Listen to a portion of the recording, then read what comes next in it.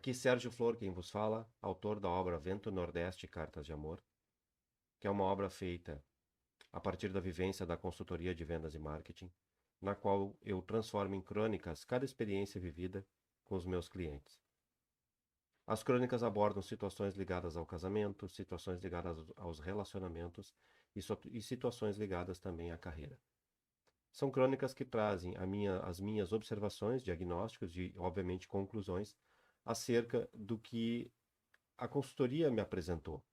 E nesse processo eu tento transformar em aprendizagem e compartilhar conhecimento com as pessoas por meio das crônicas, obviamente mantendo o sigilo e a ética à luz das pessoas que participaram das circunstâncias, porque a ideia é compartilhar para que possamos todos evoluir para nos tornarmos seres humanos melhores, efetivamente.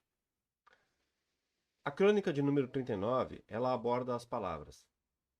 Ela aborda os verbos que utilizamos, mas fundamentalmente ela trabalha sobre a ideia dos significados que são atribuídos a essas palavras. As palavras que utilizamos ou as palavras que interpretamos, elas têm a capacidade de gerarem ações e reações. E a crônica 39, vivida a partir de uma situação em um cliente, na qual essas expressões que ele utilizava demonstravam muito das suas intenções, profundamente arraigadas na sua história, na forma como ele chegou até o momento que ele chegou na condição de empresário, por toda a sua infância, toda a sua adolescência, as experiências positivas, mas profundamente muito maiores negativas, mas ainda assim era uma pessoa de sucesso, pai de família.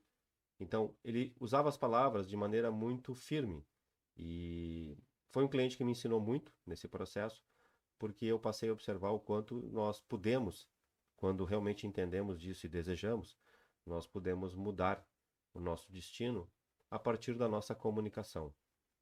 O que acontece é que as expressões usadas por essa pessoa, que me levou a escrever a crônica de número 39, eram expressões muito firmes, que elas geravam não só nele próprio, mas nas pessoas no seu entorno, geravam um conjunto de reações e ações que muitas das vezes só pioravam o processo, só tornavam mais difícil o momento de encontrar um equilíbrio ou harmonia naquela situação.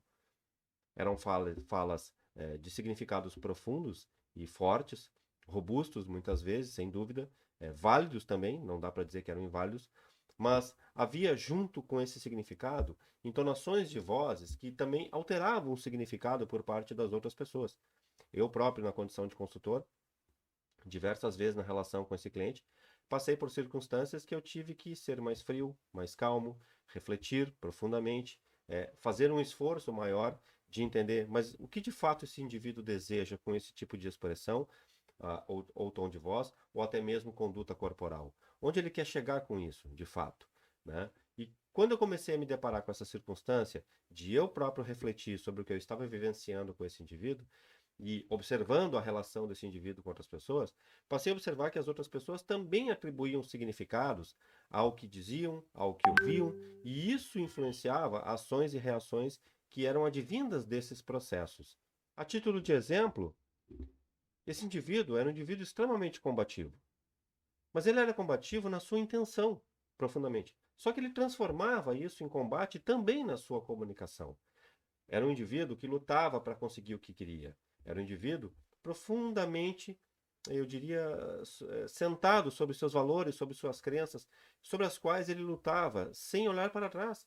O que era louvável, porque poucas são as pessoas que lutam pelo que acreditam em suas vidas. E não raro essa atitude o estava levando a ter sucesso. Uma empresa com muitos funcionários, com um faturamento realmente elevado, com clientes muito satisfeitos com seus produtos e serviços. Por quê? Porque a sua atitude de liderança combativa o levou até ali. A ter inclusive uma família de sucesso, com filhos bem educados, já na faculdade, pessoas realmente com carreiras promissoras pela frente. Mas isso, com o tempo, permeou a sua comunicação. E ela também era combativa. Quando eu comecei a entender isso, e comecei a interagir de modo diferente, e comecei a perceber que o combate era em relação à crença, mas que, por sua vez, ele se traduzia na fala também, e comecei a convidá-lo a uma mudança de atitude comunicacional, sem alterar a sua percepção individual do quanto era importante lutar por aquela circunstância, comecei a observar uma mudança nas relações, não só na relação comigo como consultor, na relação com seus pares de trabalho, que são seus gerentes, gestores e colaboradores, mas também com a sua relação familiar, com seus entes familiares, que eram a razão da sua luta, né? Era um cidadão, é ainda, né? Um cidadão profundamente apaixonado por sua família. E não digo só cônjuge e filhos, mas também apaixonado por todo o seu entorno familiar, apaixonado por sua empresa, apaixonado por seu trabalho, suas relações comerciais.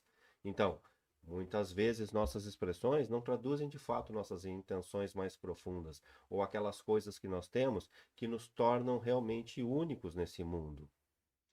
Então, por isso, a reflexão convidada aqui, né? Vamos pensar um pouco mais do que estamos dizendo. Vamos avaliar o significado que estamos atribuindo ao que estamos dizendo. E quando estivermos conversando com outras pessoas, vamos refletir sobre o que estamos ouvindo. Vamos prestar atenção se aquilo vem de dentro ou se aquilo é só na comunicação. Se aquilo realmente é uma intenção de gerar algum tipo de maldade, que é o significado que algumas pessoas atribuem ao que ouvem, ou se aquilo é só, na verdade, um despreparo com relação a externar o que você pensa, deseja, defende, acredita, e você, na verdade, não consegue expressar da maneira mais adequada. E acaba expressando da maneira que você foi educado ao longo de sua vida. Né? Ou que você aprendeu a partir de suas experiências quando você conseguiu encontrar situações de sucesso. Não raro, muitas das nossas falas em nossas vidas, elas são apenas reflexo da nossa competência aprendida. Então nós entendemos, acreditamos que aquele é o jeito certo de conquistar as coisas. Até que um dia a gente às vezes tem a sorte de conviver com pessoas que nos mostram que é possível ter as mesmas conquistas por outros caminhos comunicacionais. Fica aqui a reflexão da crônica de número 39, faz parte da nossa primeira edição Vento Nordeste e Cartas de Amor.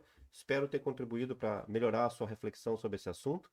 E a ideia é justamente essa: vento nordeste, ou seja, um vento que liga ou que une norte e leste, nordeste. Norte porque é a nossa orientação, leste porque é o nosso renascimento e vento porque é uma energia. Até a próxima crônica!